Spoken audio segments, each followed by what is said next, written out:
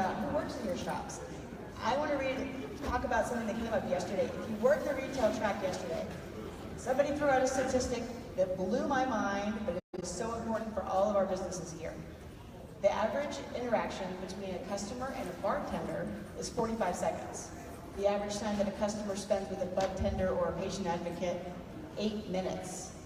That's why this is so important for everybody's businesses, who you have in your shops. One thing that George Blankenship, who's the Apple guy, they did the keynote the other day, we were talking about how pot is like a Tesla dealership, is that you have customers who don't know anything, but maybe you don't need someone to tell you your night's gonna look different if you get a Long Island iced tea or if you want to drink wine spritzers. Nobody needs that kind of education, but that doesn't exist in our industry, and it's going to be really important to the future of our industry. So that's why we're so excited to have Nichole West here to talk to us today. Tell you a little bit about her. She is sorry, I looked at the wrong thing. She's Director of Business Development, I can't read my own screen, of Cannabis Science, which operates in multiple states, and she is going to talk to us today about how to pick the right people to work in your shop. She's been doing this a long time, so she has seen it all, whether you need to spend more time with them or how you get to get customers coming back. Thanks so much, Nichole. Thank you. I'm mic'd up, am I live? I'm like, hello. Oh, where's my clicker? Thank you guys all for coming out. This is actually a really exciting topic for me. Over the past few years, I've been in operations about 10 years now. 8 years ago, I was licensed in the city of Long Beach through the original licensing process. I'm not sure if any of you guys have been following California.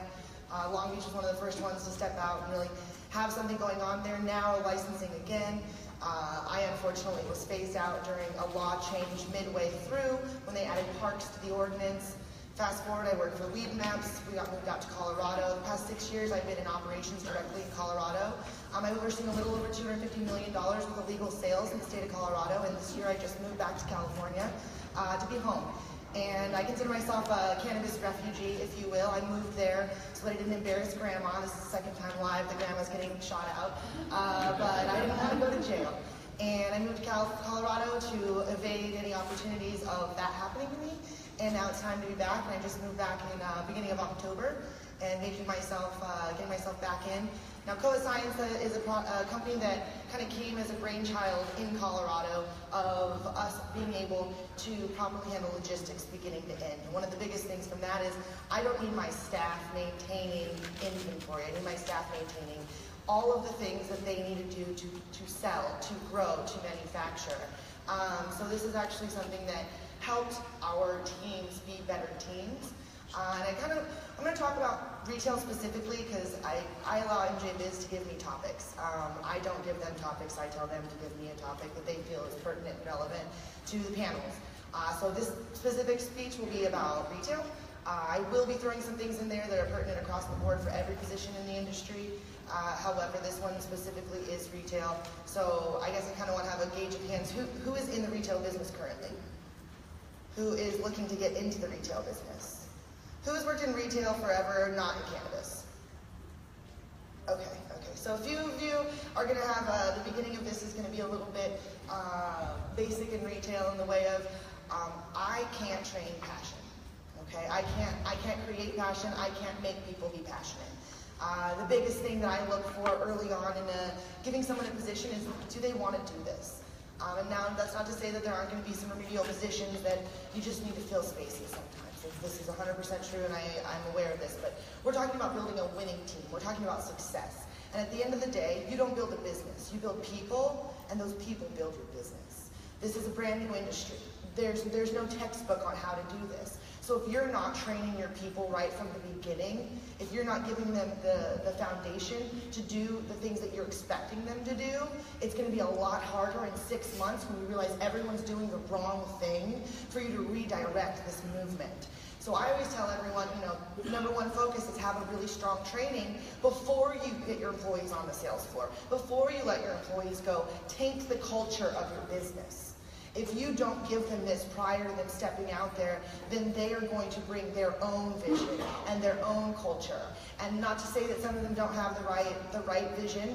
Not everyone's going to be aligned with you. There are a lot of people that are in this that think it's just the green rush and I'm in here to make a quick buck. There are people that just love cannabis and this is all they've ever wanted to do. I mean, I've had probably 40% of my staff at one point in Colorado that were not Colorado natives. They all migrated there as cannabis refugees the way I did.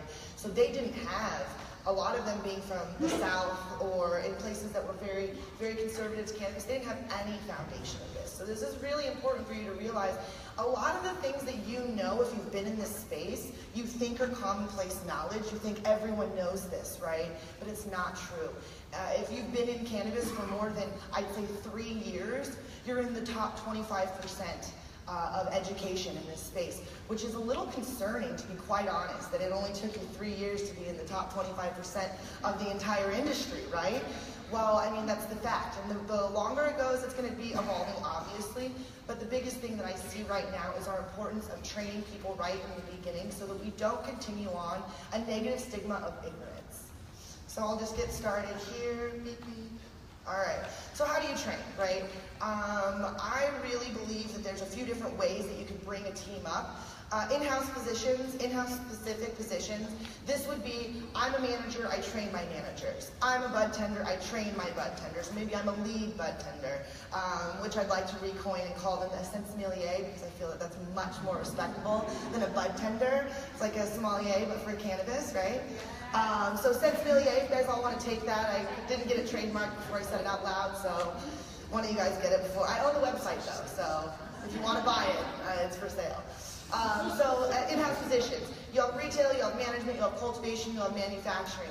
Now these people are doing the jobs every day. One thing that I say that there's there's a lot of value in giving somebody a trainer that's doing it every day, but not their first day. My personal opinion, my fave, is an in-house trainer. You have somebody whose literal job is to develop your people, and you're giving them the understanding of what the culture and what the vision is, so that they're able to train out the exact same process every time. Now, if you allow it to be the manager or the assistant manager, hopefully your teams are growing, right? Hopefully your teams are expanding, and your assistant manager isn't your assistant manager pretty soon, they're a manager. So now we have a new person in that position, training the way they think it's supposed to be trained, by the way that somebody trained them, and by the way somebody trained them. And it ends up being somewhat similar to a game of telephone, in my opinion, when you allow just that position to train that person. Because a lot of times, especially if you're an expansive business, say maybe you have 5, 6, 7 retail locations, every one of your store managers will have a little bit different vibe of how they think that store is supposed to be run. And now you have 5 different visions of a company that you came in with one. So I personally feel it's very valuable to have the initial, I'd say, I'd say at least the first 2 to 3 days of basic policy and culture to be trained by somebody whose job is to train, and that's their focus. They're not answering the phones, they're not dealing with angry customers, because if you're training somebody on the floor, you still have to do your job. Right? So that person needs to not be asking some basic questions while you're doing your job. That person needs to already have the bandwidth to understand the acronyms and things that you're throwing out as you're going along, so that I can train you on the how to apply these things that your trainers just taught you. And then a third-party company. There are a lot of third-party companies out there. I work for one specifically, Cloverleaf University. We are an educator platform in Colorado, and we also do seminars throughout the United States. Now, I feel that that piece is very valuable for compliance, because compliance is compliance is compliance. The laws are the laws. Now, there's ways that you can interpret them, and we actually pay people to figure out how they're going to interpret these laws. But at the end of the day, that is a lot more stable. That's something that you really can give to an outsourced party and say, hey, you guys can train these people on what's legal and what's not. Some basic things, ID checking, some basic laws on labeling, those sorts of things are very, they're already cut out, they're already very well defined, so you don't have to worry about that. But I put stars next to how likely I would be to hire a third-party company for any of those things. Compliance, very likely. Policy, sort of likely, because this is your vision. You created this policy, right? You want somebody that's living this every day. And culture, I wouldn't hire a third-party company to teach culture. Your vision, your love, are you a medicinal, really medical focused business, or are you a hip, trendy, city, urban feel that just wants to appeal to everyone and make this a welcome? That vision that you're instilling in people is not going to be able to be taught by somebody on a third party. It's going to have to be somebody that lives it, that feels it, and that actually agrees with you on a deep emotional and philosophical level. All right, so then, how long do you train? I've developed a few different training programs for every department throughout the companies that I've overseen. Retail, we have reception training, is about 20 hours, so really basic things. This was actually very interesting. I'm not sure if any of you guys got a chance to read the 151 pages of the new laws that passed for California, or that are being proposed for California. But one of the laws, one of the things that I found very interesting is 5801. It specifies that other ways that you can lose your license application process. If someone denies one of the inspectors access to your facility. So if you don't train your front desk person to know who to look for and to not be a jerk to the people that show up, because you also have to think, a lot of these people have come from a very counterculture side of it. They're used to the police being bad.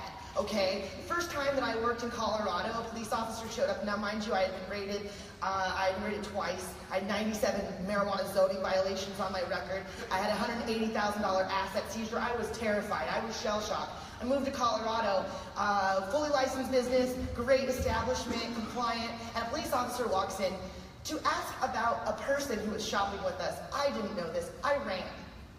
5 years ago, I ran from my job. I literally went out the back door and booked it as far as I could. I didn't find a bush, and I'm hiding behind a bush, and I'm looking, I'm like, well, the police left. Is it okay to go back? So I go back, and all of my colleagues are hysterically laughing at me. I'm like, where the hell did you go? They said the police came, and they came to ask about one of our customers who was living in this hotel, and apparently he stole something, and they wanted to know if we could help them with information. They were coming to ask if the dispensary could help the police. But me, I didn't know that. Nobody trained me that if the police come, this is how you handle the situation. A very valuable lesson to teach people how to handle authorities, and especially in the state of California, now that they've put that in there, that if you deny their inspectors access to the premises, you can lose your license. So sales, 40 hours. Now, I want to say sales in a very broad spectrum of the fact that I don't hire people who don't like people and don't like to sell. So in those 40 hours, I'm not teaching you how to sell. I'm teaching you the products that you're selling. I'm teaching you the compliance of the products that you're selling. I want to bring people on that have a basic sales understanding. I can train a person who loves people and is passionate about engaging and educating people in sales. I can train you on cannabis. But I can't train you on how to be passionate. I can't train you to like people. That's one of the biggest things. I have a question when I'm interviewing. I say, 5 seconds, quick. People or plants? Just tell me which one you like more. And whatever you respond, I'm like, okay, that's where we're going with you. Because if you like plants more than you like people, we should probably put you in the garden, because they talk less. But if you like people more, I don't want to waste that talent. That is a very special talent. People who like people who want to engage, people who want to educate, this is special. So I want to give them that opportunity. And so giving people the place to be where they are going to be the best is your #1 focus in this space right now. And I think a lot of people are very aware that we can automate things, we can streamline things, but there will never ever be something that will take away from that interaction with a human when somebody doesn't know what they're looking for. And so this industry has, I'd say, you've got probably 5 to 10 years of ignorance in every place as it comes up. Colorado's been fully licensed and functional in recreational for what is going on 4 years now, and legal for 5 years. And medical for several years of regulation, I want to say 6 or 7. And there are still customers that come in every single day that are from Colorado that have no idea. They want to know about the CBDs. So you do have a place for that, and there will be a place for that, and it's going to be very important for you to be able to develop a following in any product. The speaker before me was talking about having an in-house, having in-house products so that you can make sure that everything's safe, everything's to the quality standards that you're looking for. I agree with that to an extent, but I also think that the variety is key, but that piece is education. If you're able to have something that you believe in, educating your employees about that product, when it's your in-house product, it's one of those things that you end up knowing more about. You have a lot more opportunity. With that said, if you're a manufacturer, your biggest focus is to get the bud tenders or the sommeliers to understand what they're selling. PAX did a really beautiful thing. When PAX launched their pods and batteries, they gave all of my bud tenders at Sweet Leaf. Now mind you, I had 400 employees. I had 197 people in retail. They gave me 197 batteries. Wait, devices, PAX calls them devices. I'm educated on this. They taught me devices and pods to my staff, and then they educated my staff. And guess which product became 50% of my battery and all of my pen sales within 90 days? Education. So management support 60 hours. So this is somebody who's maybe a lead inventory specialist, something like that. So a week and a half of training, you're not alone. Management and assistant management, I'd say at least 2 weeks. Assistant managers also usually aren't alone often. I find that assistant managers are usually alone on Sundays, is what I've noticed as a trend. But assistant management, at least 2 weeks worth of training. And now a lead manager. This is somebody who's got a set of keys, who inputs things, who can, answer questions when the authority shows up. That person needs at least 160 hours of training. Now in cultivation, an assistant cultivator, 40 hours. I was having a conversation with a friend of mine the other day, and I was discussing how you'd be surprised at the amount of growers that don't know what NPK means. Something very basic, the chemical composition of your nutrients. It's those numbers that are on the front of the bottle. And he said, really? And I said, yeah, there's people that their whole job is to fan leaf. They don't mix anything, they don't use nutrients, so no one ever taught them this. They just assumed that they didn't need to understand the basics of the plant, which is highly concerning. A lead 160 hours, this is somebody who's gonna make a life and death decision on your plants. Life or death, and it seems really, really silly when I say that, but it's not. If anyone's ever lost a room full of plants, you realize that it's almost life or death for your business too. Manufacturing, now this is, so I put this on here as a very loose, I think it should be a little bit more. Volatile, 320 hours with the training before I leave you alone with something that's explosive. Non-volatile, 160 hours. A lot of these situations are food-based issues. These are health department concerns. These are making people sick. Okay, so this is a very big deal. But I'm a little bit more concerned about you blowing yourself up than making some bad gummy bears. It's a lot easier to figure out, gummy bears are bad, don't sell those out, versus holy crap, our building blew up. So the volatile extraction, I do believe that there needs to be training. And I want to say this is something that's very important in extraction. I really genuinely believe that there needs to be a safety person in that their focus is safety as a whole. And I know when we start a very small business, maybe that'll be a part of someone's job if there's only 5, 10 employees. But when you're looking at processing several hundred pounds a week, which I know several facilities that are doing that, when you're processing that kind of volume, you should have somebody that's a safety person, that's maintaining not only safety of the product coming in, the way things are being handled, as well as the product going out. I'll never forget the day that I learned about what off-gassing was on an extraction machine when they opened the top of the lid. I don't know if any of you guys are familiar with extractions, but there's a process that they were doing back in the day before this all got real crazy, and they would pop the top of these extraction machines, which would let all the gas out really quickly, which caused for a process that they were actually really enjoying for the purging at the very end, allowing for a higher terpene content. But you also just opened up an entire pressurized thing of butane into the room, which was, I saw it and I was like, what the heck is this? They explained to me the process and, the ventilation and that sort of thing, but I still would tell no one to ever do that. I don't think that's safe. But maybe they didn't get 320 hours of extraction training, I don't know. So what to train on, and this is retail specific. I do have what to train on in all the other departments as well, but this one. Now again, I'm not going to train you on how to sell stuff, and I'm not going to train you on how to like people. Those things you need to come to me with. I will put you into a sales position if you like those things and you believe in those things. You may not be the best salesperson, and I can train you on how to be a better salesperson, but do you like to sell stuff? Do you like that engagement with human beings? And if you do, then that's a different factor. This is what I'm saying, that you need to train the people who like selling and might be able to sell ice to an Eskimo. This is where we need to focus. So compliance would be the first thing that I focus on. Cultivation, everyone needs to understand how these plants work. I'll go over that a little bit more in a few slides.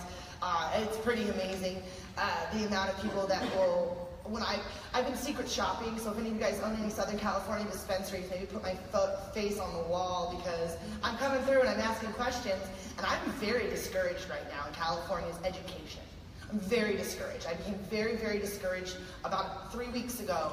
I hit 20 shops in a week, and not one of them was able to answer questions for me that made me feel on a level of confidence that they could help me if I was a patient looking for help. That's concerning. That was terrifying to me. So making sure that you understand that. So HR policy, or culture, like I said, it's very important that you understand your culture. HR policy, you'd be amazed at the amount of times that people can go through things and not have an understanding for the culture of their business, or the HR policy. Medicine, how cannabis relates to human bodies as medicine. This is very important. People should understand this. Processes, how things are made.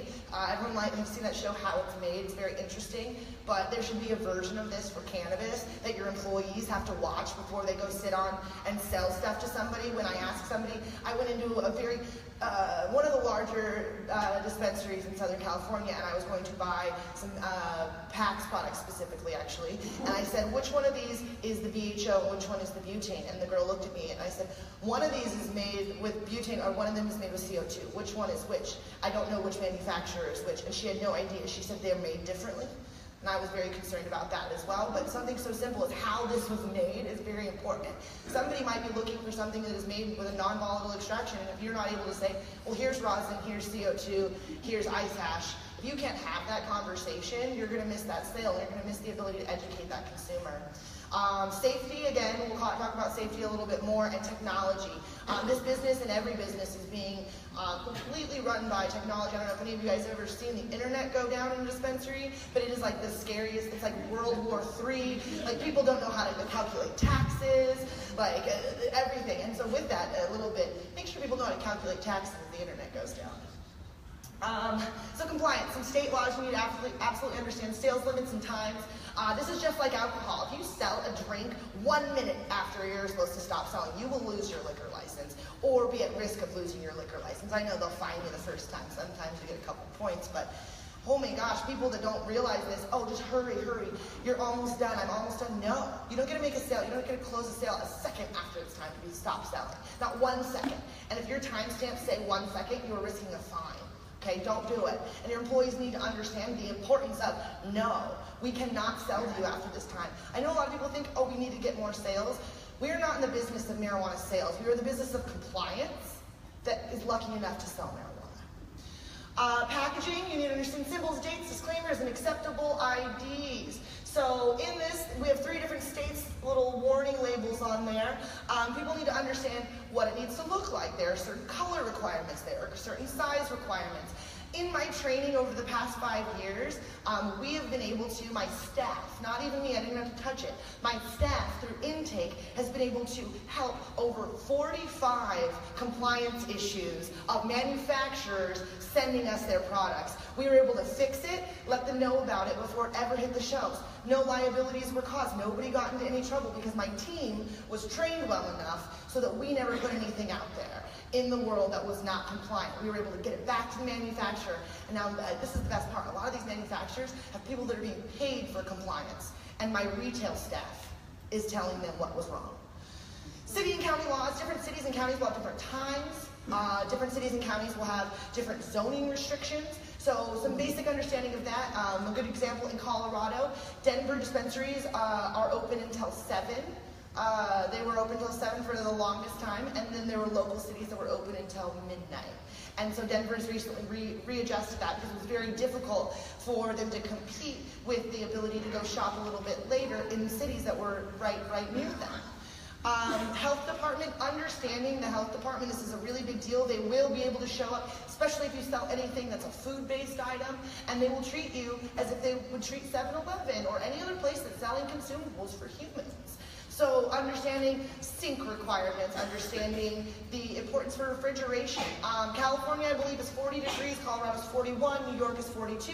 The degrees in which your refrigeration needs to be or below. You gotta have a probe, you have to have something that you can poke something to make sure the center coldness is of the requirements for temperatures from the health department. Now, if you have nobody in your store that knows that when the health department shows up and they ask you where your thermometer is and it's buried behind all the sodas because nobody cares, and you say, I don't have one, they're not gonna go looking for your thermometer.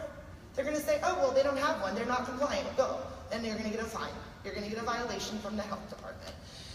Labor board. This is something I learned very personally on my own. I did not know, and be very aware of this, California does have labor peace agreements, so the union is involved at a very early stage right now in licensing.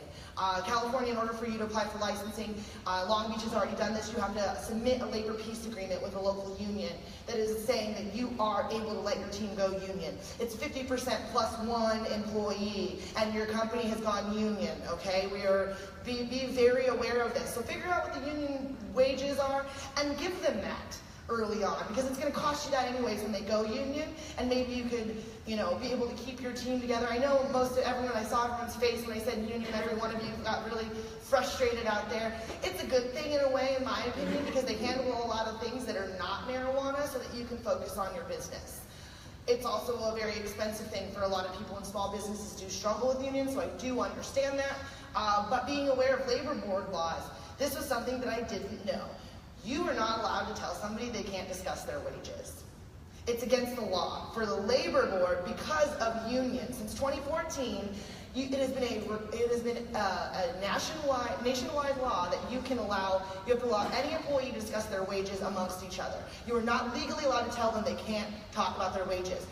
The idea is if they want to go union, they need to be able to understand what the average wage is. So they need to be able to talk about it to decide if they want to go union. Well, I fired somebody one time for telling everyone how much she made because she was mad about it. Backfired real hard because the labor board got involved on that one. Workers' comp, this is very important for you guys to understand how to report something. No one ever gets workers' comp training in dispensaries, and the first accident that happens almost always goes wrong. So having a good understanding of the workers' comp training is going to be real important. And how to deal with inspectors. Like I said, making sure that the front desk person doesn't send away an inspector so that you lose your license. This can be very valuable. Also, ma'ams and sirs, yeses, nos, cards, let me get my manager, understanding who to call, the proper authority chain. Who is the person that you want on speed dial when an inspector shows up that should be driving across town to get there before they leave? That person needs to be on speed dial. Their number needs to be readily available next to every phone. And your whole team needs to know that if your manager is with an inspector right now and didn't get a chance to call or text this person, you're doing it. Cultivation. This is something that's really concerning. I've had so many people tell me about pollen being why the weed is getting me high. And that really, really bothers me. If you don't understand the difference between a male and a female plant. You guys all know what dioecious means, right? Dioecious means that there are both male and female genders of that plant. This is very important for people to understand that the pollen is on the male plant. I am not smoking pollen. Understanding some basic molds and pests. It's frequently that you'll have an issue with any sort of mold or pest in cultivation, especially with a lot of outdoor going on. It's very important that the salespeople know the difference between botrytis or powdery mildew, or if this is damage from bugs, because when a consumer comes and they're super angry and you're not even educated enough to have a conversation with them about what you're actually looking at, and they say this is black mold. That's my favorite. People, there's black mold in this nut. I'm like, that's botrytis, it's not black mold. Aspergillus niger is very different. And if you can't explain that to somebody, you're going to get a Yelp review or a Weed Maps review saying, so-and-so's dispensary selling black mold. And because your employees weren't smart enough to know that it wasn't black mold, you now have a review that's out there in the world that people will read. Understanding those are very important. Basic plant anatomy, dioecious, understanding cola pistil, sugar leaf, and like I said, pollen. As well as curing. I think it's important for people to understand what the curing process is. I think it's very important for people to understand cannabinoid synthesis. This is something that's a little bit deeper than most people want to know about, but understanding the difference between metabolization, acid synthase, decarboxylation. These are all very important things to grasp when we're talking about consumption of cannabis on a safe level. If you're trying to teach somebody how to make something, you have a sick person who says, I want to add this cold water hash into my food, you need to make sure that they understand if they want to get the active ingredient, because this was never activated, that they have to do that. This is important for people to grasp. Culture, legal reform and understanding respect for prohibition. You have no idea how many employees that I've had that are, and I'm sorry, early 20s out there. I feel like I'm getting old now that I'm saying these young ones. The early 20s that are from Colorado that are very, very entitled and don't realize the struggle that we all went through to get to where we are. And they think this is cool and normal. They don't realize that this is special. They don't appreciate it. They don't know how much struggles we all went through. They don't understand my 97 marijuana violations and my asset seizures and my fear of jail and my running from the police at a legal business. This is real. This is important. You need for your team to respect their elders, if you will.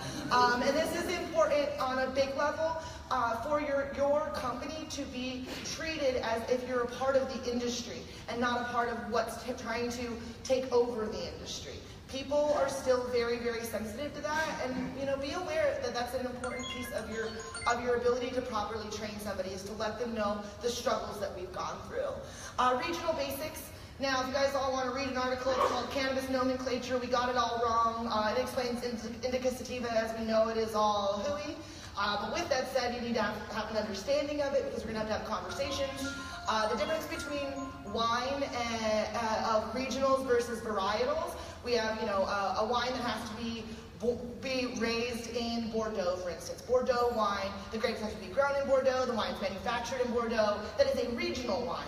Whereas a Cabernet Sauvignon, you can grow anywhere and have it anywhere. So understanding that indica sativa actually is a regional understanding. It's not how it makes you feel is going to be very important, but you don't need to educate every customer on this until they start asking questions. But indica, obviously, of where they're feeling is what the commonplace nomenclature has come to. But knowing that that's not where that started. Innovators in activism, I think it's very important for people to understand who has been fighting, who are some of your biggest lobbyists. I think this is very important for people, especially in your state. If you are out and one of your employees, one of your representatives is out and they meet somebody who has been lobbying for cannabis for 10 years, they need to say thank you on behalf of your company. And if you miss that opportunity, you failed at teaching your employees who has done this. Who has given you your job, essentially? You need for your team to be able to represent you out in the world as educated people. What's trending? This is super important. If I go to one more dispensary that tries to sell me some honeycomb crumbly wax when I ask for live resin because they say it tastes really good, I'm going to be really upset. But that's because a lot of people aren't paying attention to the trends. There's something very interesting about having a fully integrated system where you don't carry other products. I feel like it's very dangerous for your ability to stay relevant, because what's happening is now you're relying on the 5, 6, 7 people that make your cookies or your concentrates to always be relevant. If you've got 10 companies and every one of them has 5, 6, 7 people, now you have 60 people helping you stay relevant. Just on numbers alone, you're going to be able to be more aware of the trends if you keep everyone in the loop, at least the ones that are doing well. I have a process that I go through for vetting products, which was actually what I spoke about at the last expo. But it is very important, in my opinion, to have a variety of products, because a lot of these people are going to help you stay relevant on what's hot right now. Nomenclature, like I said, we don't really know indica sativa the way it truly is. We've created a commonplace nomenclature in American society. Ask any of our Israeli friends and they'll tell you that they've been laughing in America for a long time about this. But with that said, having an understanding for some of the common words, when somebody says BHO, for you to understand what you're looking at. This is butane ash oil, rather than, wait, what are you looking for? We're asking, is this rosin? And they're like, oh no, it's not live resin. I didn't ask if it was live resin, I asked if it was rosin. And I know it sounds similar, and there's actually somebody in the room here right now, it's a friend of mine that I had to explain that to recently, which is pretty cool. HR policy, this is fun. This is my favorite one. I'm just kidding, I actually hate this slide. I kind of want to just kick it off the stage. But, drug use. Yeah, we're a counterculture. People like to have fun. No, it's not appropriate for you to talk about doing LSD last night at your concert at work. I know you think it is because we all were there together and I knew about it, but we're back at work now, so you stop talking about that. And with that said, I personally, drug testing, I believe that if I believe writing it into my manual and I can drug test you for anything besides marijuana and fire you. Marijuana, obviously you should be, I prefer if you consume it, you don't have to, but, I think that there's something very fair about that. Do you want somebody who is doing speed to be working for you? Probably not. Should you accept somebody doing speed because you sell marijuana? No. Is a counterculture a reason for people to be treated poorly or be given special treatment because of this? No. So I really believe in drug testing on a scary drug level. But yes, company fraternization. Now this is a very interesting line. We've all been in situations where now we're seeing the hashtag #MeToo, right? So this business has been a very male-dominated industry for a very, very long time. A lot of people have less than kind things to say about my disposition, but I've earned this disposition. And I'm very, very upfront and very honest, and I want to make sure that people understand, no, I'm not that girl. I'm not that girl. I'm not the one that's how I'm going to get to where I'm going to go. I'm going to get there by being the first one that shows up and the hardest worker in the room. Company fraternization, though, is something that's very interesting because you will see it happen time and time and time again. Trying to give somebody a rule of no, you can't diddle your employees isn't as easy as it sounds. Making sure that people understand that they're not supposed to is there, but it's very difficult to actually regulate company fraternization. But you probably should put some rules on it. Company event policy. Now this is something that's very interesting. I've been to a couple really, really large events, and some of my staff has gotten shithouse hammered and embarrassed me at large events in front of lots of people, and they're sitting at my table, and I'm trying to maintain. I think that this is something very valuable, that if you invite somebody to be representative of you, that you give them a policy. This is what you're allowed to do. I don't think that there's anything wrong for you to say, you're allowed to have 2 alcoholic drinks tonight. You want to come for work, you want me to pay for your seat, you get 2 drinks. That's it. You want to go party afterwards, more drinks on you somewhere else, not in front of our team. Hands-on mock training, I really think that this is important for any of the things going on, and especially through any sort of sales situations. We do end up with a lot of inappropriate customers.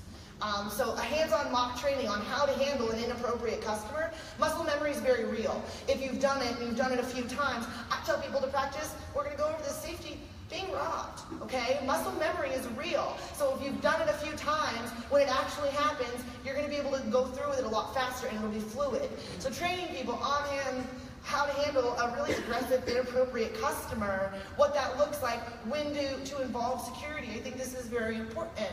Third-party HR department, hands down the best idea you'll ever have. I promise you that there's nobody that you're going to hire that's going to work for your company that will be passionate about what they're doing, that also will stay at a distance if they work for you. A third-party person to be the complete intermediary of, is this a problem? How do we handle this legally? You need somebody that you can call that doesn't work for you, just to ask, what is my legal ramifications for this? How do I legally handle this situation? Questions like, I should have called somebody when I fired them for discussing their wages. Should have called somebody before I did that. Lesson learned. And language. I am not the right person to teach about language. I've been working really hard on it. I don't think I've said the F word once on stage so far today. Thank you everyone. But language, this is something that's really important because a lot of people are very comfortable influencer world, interacting with your consumers, dropping the F-bombs, and somebody next to you, while this consumer right here we're interacting with might be okay with it, another consumer might be really, really offended. And I don't think it's appropriate. So you need to just put a rule across for everyone. Hey, this is how we treat language in this company. Cannabis is medicine, understanding the endocannabinoid system, the fact that most of the people that I asked about the endocannabinoid system in any of the California dispensaries, not one of them except for one at one dispensary knew what I was talking about. Probably asked 15 people. Understanding terpenes, this is very, very important because this is the next evolution of cannabis and how it affects us as a medicine. Aromatherapy as it refers to terpenes, this is a very easy way to explain it to somebody. Aromatherapy is ancient medicine, and when you can explain to somebody that Bubba Kush has Lionol, one of the most common terpenes in Bubba Kush is Lionol. The highest terpene content in lavender is also Lionol. You put lavender on a baby's pillow so they can fall asleep at night. This is actually causing a chemical reaction in their brain that says, it's time to go to bed. That's why Bubba Kush makes you sleepy. Lionol.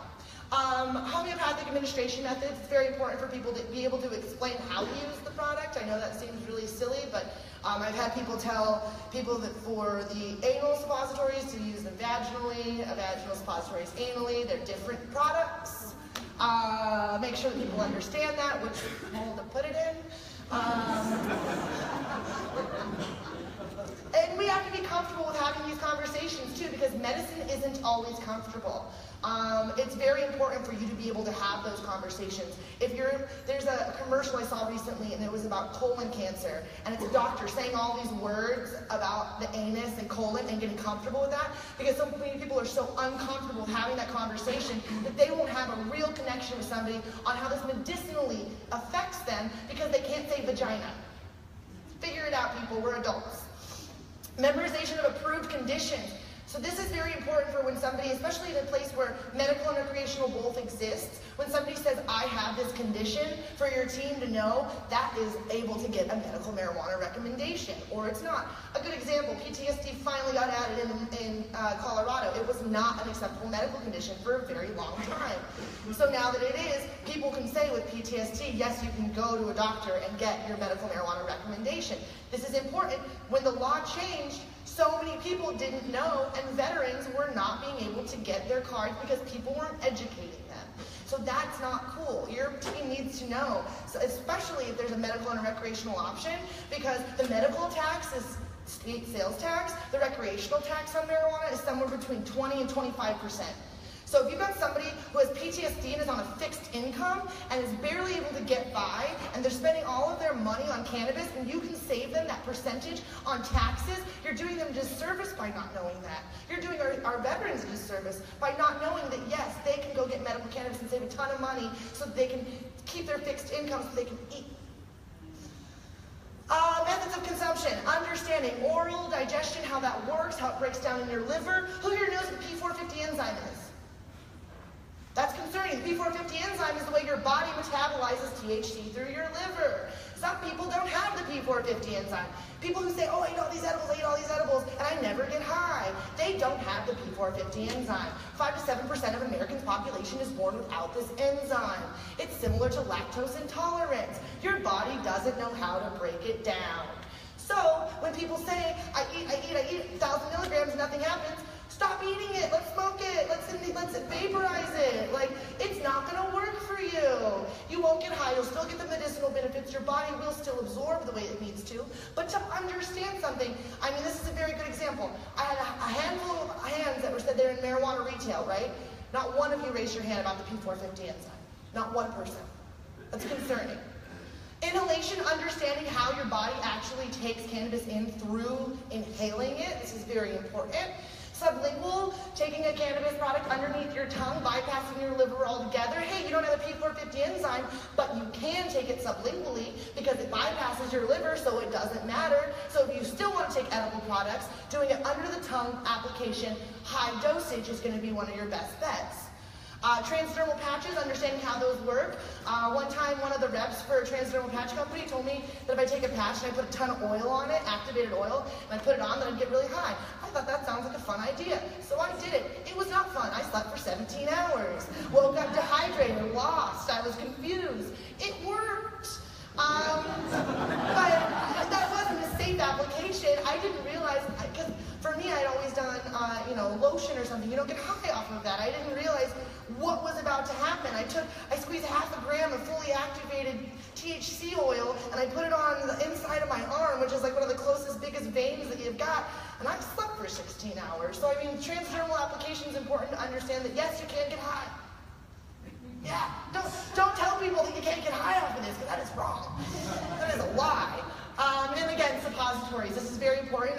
One of the best products that I see in the market right now that's going to change a lot of the game right now is an inhaler, a nasal spray, and a suppository. There's these three products that I'm just very excited about. Nasal spray by Nichole, if you guys have a chance to look that up, it is stopping epileptic seizures within 15 seconds on children that are using it. It's the most amazing product I've ever seen. The suppositories, anal and vaginal, these are ways that you can get past people that are having severe issues for vaginal suppositories, women with fibroids, women with very severe issues with menstrual cycles. For men with prostate cancer, anal suppositories, you're getting activated. You're going to be able to take it also. You're able to uptake anally 95%, where that's the highest intake that you'll be able to do. And you also, if you're having any sort of nausea issues, you won't worry about throwing the products up. But not knowing about this and not being able to educate people about this, and somebody comes in, they're like, I can't hold anything down, I have prostate cancer and I'm going through chemo. I've got the product for you. But if you didn't know about suppositories or have the comfortable ability to talk about the anus, we might not get there. Process, understanding how things are made, this is insanely important and nobody does. Because people think, oh, well, my company, we only make BHO. They don't need to understand how CO2 works or how ethanol works or any of these other. No, they need to understand it, because you send your team out and one of your rival companies that's for a different process, maybe you're making butane hash and someone else is making CO2, and somebody shows up to this party and your employees are there and they're like, BHO is going to kill you. And if your team doesn't have a definitive ability to defend themselves against CO2 in that way, and to have the understanding of what CO2 is, to properly have that conversation, yes, you're going to inform a bunch of people the wrong information because your team wasn't educated enough to stand up for your position, and they weren't able to properly represent you and say, it's not unsafe. This is how it's not unsafe. Let me explain that to you. And while I do understand CO2 because X, Y, Z, because if you can have a conversation about their product as well, you're going to have a much more cohesive interaction rather than this is why mine's the best versus this is why mine's the best. And rather than have that conversation, we can have an educated debate and actually get to some sort of agreement at the end. Understanding hydrocarbon, non-hydrocarbon, and distilled products. This is very important as far as the way that the products are made. People will come in and ask, I want a solventless product. I want BHO. It's important for them to understand what they're looking for.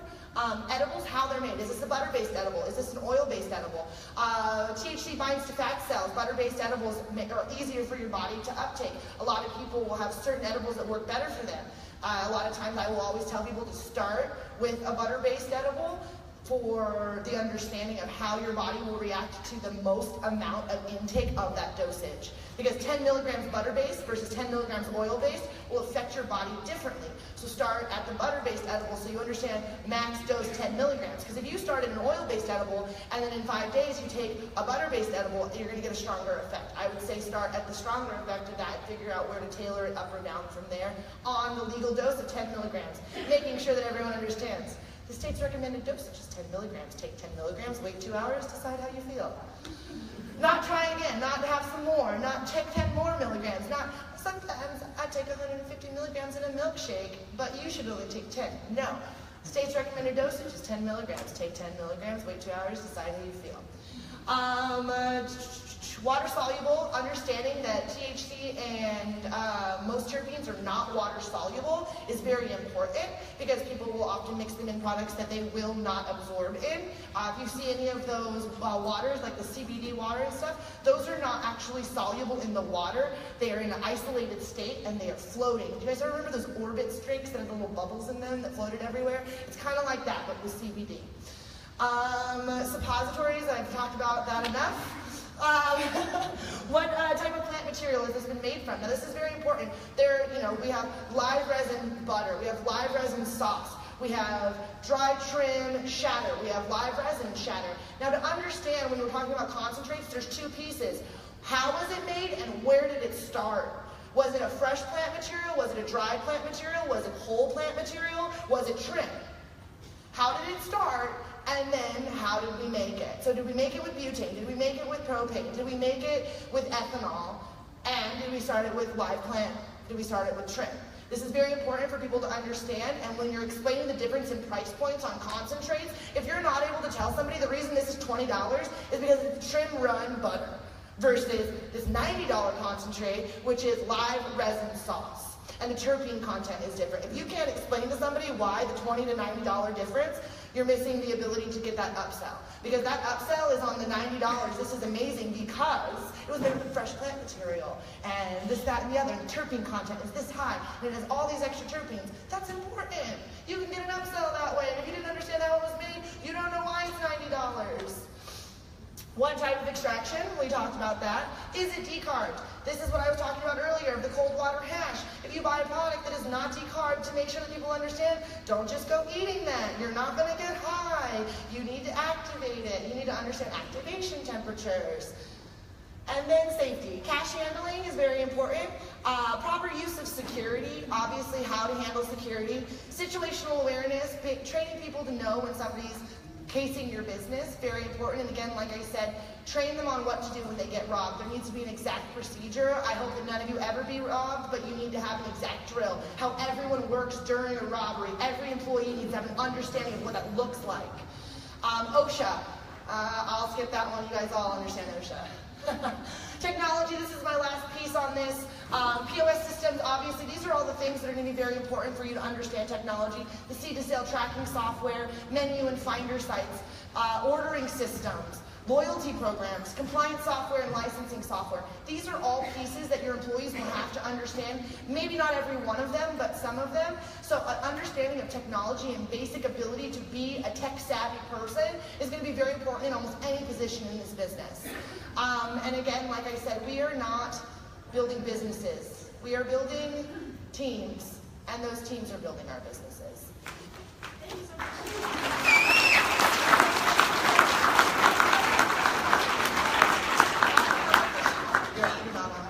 Sorry, that was amazing. Thank you so much. She's going to be available for your questions. She's also available by email, and I'm forgetting to remind everybody, you guys are going to get all of these slides emailed to you to the email address that you signed.